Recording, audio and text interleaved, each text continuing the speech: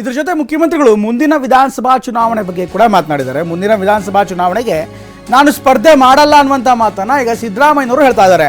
ಮೈಸೂರು ನಗರದಲ್ಲಿ ಮುಖ್ಯಮಂತ್ರಿಗಳು ಮಾತನಾಡ್ತಾ ಈ ವಿಚಾರವನ್ನು ಹೇಳಿದ್ರು. ಜನರು ಪ್ರೀತಿಯಿಂದ ಮತ್ತೆ ಸ್ಪರ್ಧೆ ಮಾಡಿ ಅಂತ ಕರೀತಾ ಇದ್ದಾರೆ, ಕೇಳಿದ್ರು. ಆದರೆ ನಾನು ನಿವೃತ್ತಿಗೆ ತೀರ್ಮಾನ ಮಾಡಿದ್ದೇನೆ ಅಂತ ಸಿದ್ದರಾಮಯ್ಯ ಹೇಳಿದ್ದಾರೆ. ಮುಂದಿನ 4 ವರ್ಷಕ್ಕೆ ನನಗೆ 83 ವಯಸ್ಸಾಗ್ಬಿಡುತ್ತೆ.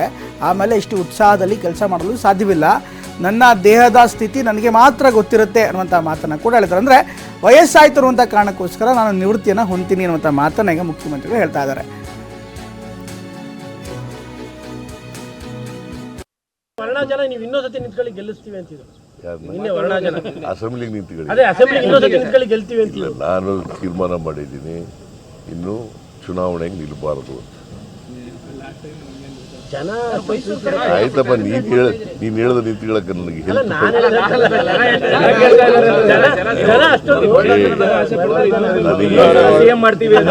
ನನಗೆ ಈಗ 77 ವರ್ಷ. ನನಗೆ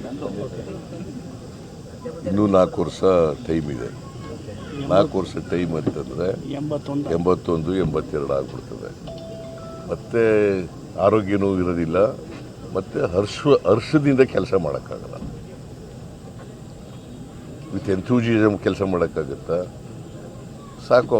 ಈಗಾಗಲೇ ನನಗೆ 28ಕ್ಕೆ 82 ವರ್ಷ ಆಯ್ತಾ ಬರ್ತದೆ.